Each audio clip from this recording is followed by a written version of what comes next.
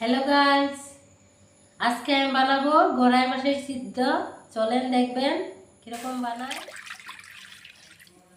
দেখেন, পরে মাছটা দিতে লাগবো, গড়াই মাছটা।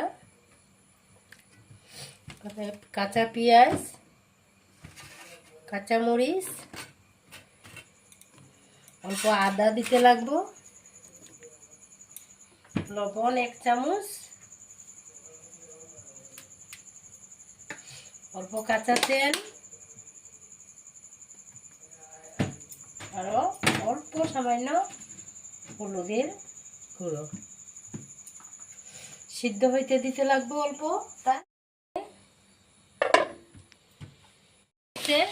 এখন নামায় দিব, হাত দিয়ে মেখে নিতে লাগবো।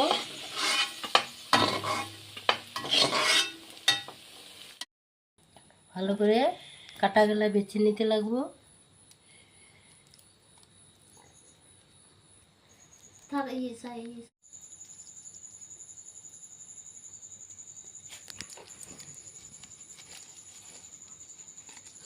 মরিচ গুলা ভালো করে মেখে সিদ্ধটা মাখতে লাগবো।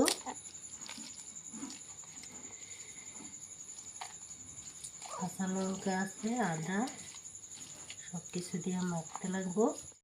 রস দিতে লাগবো।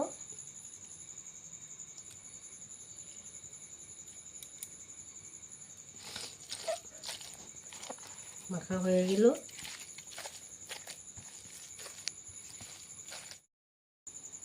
অল্প চাটনিটা খেয়ে দেখি কিরকম হয়েছে। সিদ্ধটা খেয়ে দেখি অল্প। খুব ভালো হয়েছে, ভীষণ ভালো লেগেছে।